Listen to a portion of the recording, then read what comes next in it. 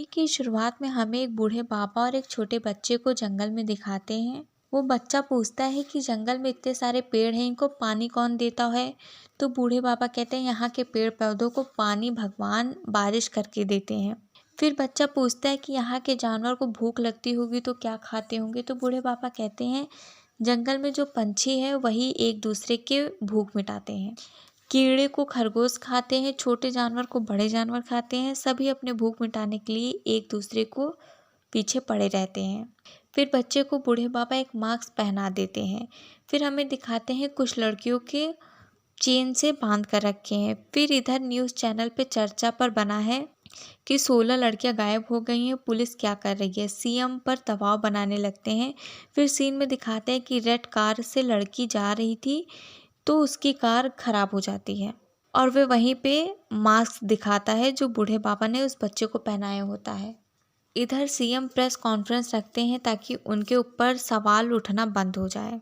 लेकिन press conference में एक लेडी रिपोर्टर काफ़ी सवाल पूछती है। तभी डीसीपी सीएम को एक कागज़ में लिखकर देता है कि एक और लड़की गायब हो गई है और वहीं सीएम प्रेस कॉन्फ्रेंस को रोक देता है। लड़की जो गायब हो गई हैं उसके माँ बाप से सीएम मिलते हैं ताकि ये बात मीडिया तक ना जाए। इसके बाद डीसीपी मीटिंग रखता है जहाँ पर मूवी के हीरो और हीरोइन को दिखाते हैं। हीरो का नाम अभय होता है और हीरोइन का नाम आध्या होता है। दोनों पुलिस ऑफिसर रहते हैं। दोनों को साथ में मिसिंग केस में काम करना होता है। दोनों की मीटिंग काफ़ी इंक्वायरी करती है लेकिन अभय लेजी टाइप का ये सब देखकर कुछ नहीं कहती।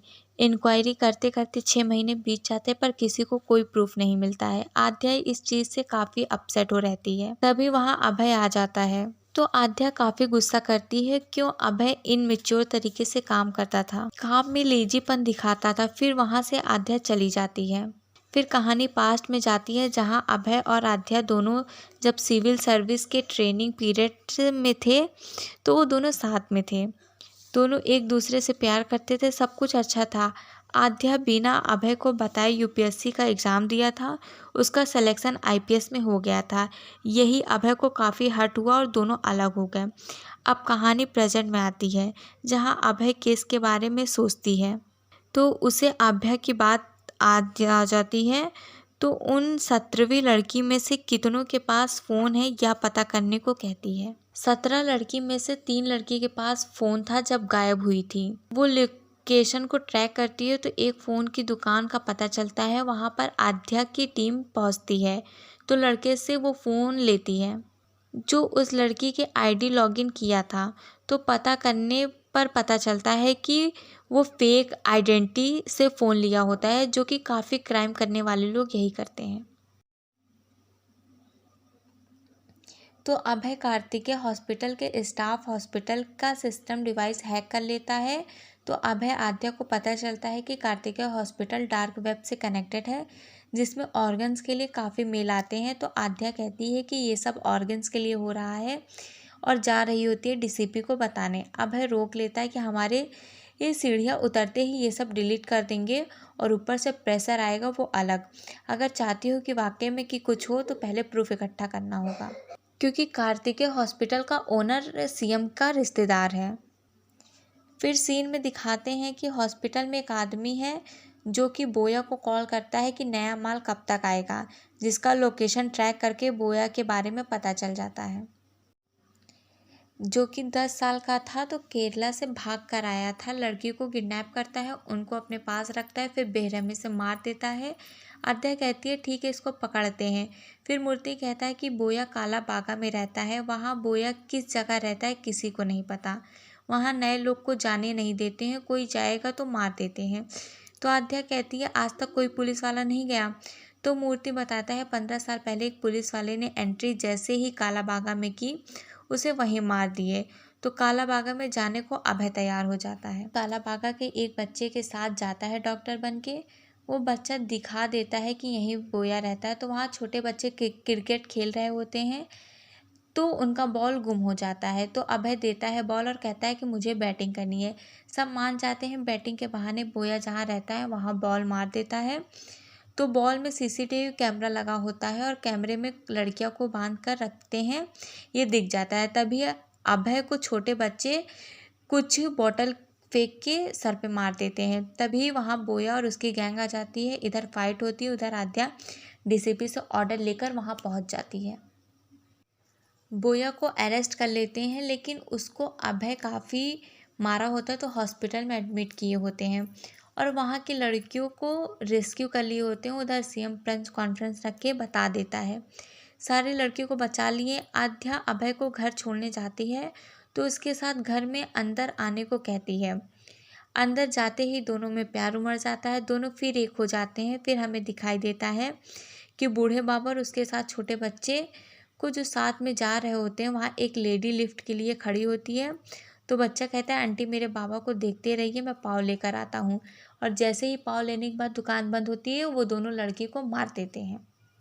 फिर कहानी प्रेजेंट में आती है, जहाँ आद्या को उसकी टीम की दिव्या का कॉल करती है और कहती है कि जिन लड़कियों को लाए हैं उनमें से सिर्फ एक ही मिसिंग केस है और एक लड़की गायब हो गई है। आद्या कहती है मतलब केस को क्लोज नहीं हुआ, अभी ओपन है। लेकिन डीसीपी उस पर बहुत गुस्सा करते हैं कि तुम एक केस नहीं सॉल्व कर पाई हो, क्या करोगी। आद्या से अभय आके कहता है कि गलत डायरेक्शन में हम लोग इंक्वायरी कर रहे होते, कुछ तो क्लू होगा, बस हमें काफ़ी गौर से देखने की ज़रूरत है कि मिसिंग गर्ल्स में कॉमन चीज़ रेड कलर है, चाहे वो बैग, ड्रेस, कार, स्टॉल, बस वो रेड होना चाहिए। वो जाती है कलर्स के बारे में पता करने तो उसे पता चलता है कि जो व्यक्ति क्राइम कर रहा है वो कलर ब्लाइंड है। ये एक कीमती है जिसको सिर्फ एक कलर दिखता है और वो कलर देखकर माइंड में सर्कुलेट होता है, जिससे वो क्राइम करने पर मजबूर हो जाते हैं। तो आद्या डीसीपी से बात करके रेड ऑपरेशन मिशन स्टार्ट करती है, जिसमें कर्फ्यू लगा देते हैं और लेडी ऑफिसर कांस्टेबल को रेड ड्रेस में निकाल देते हैं। दो ड्रोन से नज़र भी रखते हैं। मिशन चलते 4 दिन हो गया लेकिन कुछ नहीं हुआ होता है, कुछ नहीं मिला। तो आद्या को लगता है कि क्राइम करने वाले को पता चल गया है कि मिशन के बारे में, तो वो सबको वापस आने का ऑर्डर दे देती है।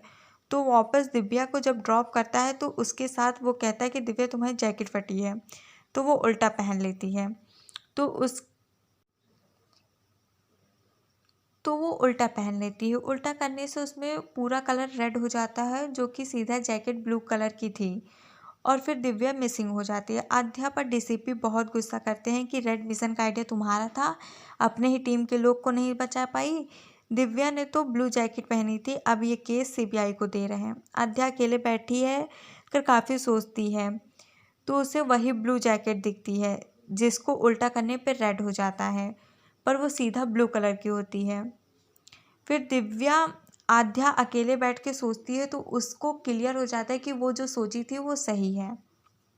दिखाते हैं कि आद्या और अभय केरला जाते हैं, जहाँ आद्या का घर होता है। आद्या के पापा भी पुलिस में थे। आद्या को लगता है कि उसके पापा के गुम होने की वजह और वो जो केस पे काम कर रही है, दोनों में कुछ तो कनेक्शन है।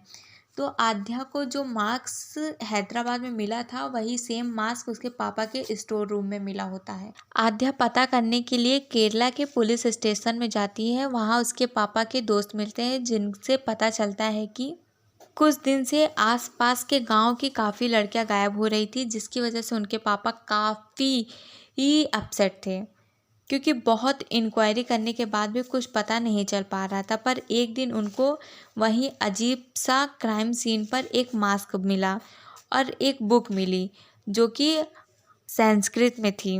जो आद्या के पापा बुक राइटर से मिलने जाते हैं, वहाँ जाके उस मास्क और हिडिम्बा बुक के बारे में पूछते हैं तो पता चलता है कि बहुत सालों पहले एक हिडिम्ब प्रजाति थी जो कि बहुत खतरनाक थे। 1857 में ब्रिटिश राज था, तो कैदियों को डरवाने के लिए एक बड़ी सी जेल का निर्माण करवाया, जिसका नाम था अंडमान आइलैंड, जहां कैदियों को सजाए काला पानी की सज़ा दी जाती थी। अंडमान का नाम सुनते ही काफ़ी कैदी काँप जाते थे। ब्रिटिश का जुर्म शासन इतना बढ़ गया कि अंडमान में जगह कम पड़ने लगी। तभी अंग्रेज़ों को मिला हिडिम्बा आइलैंड। वहाँ हिडिम्ब रहते थे। वो नर भक्षक थे, मांस खाकर ही जीवित रहते थे। वहाँ कैदियों को भेजना शुरू कर दिए। हिडिंबा उन कैदियों के मांस को खा लेते थे।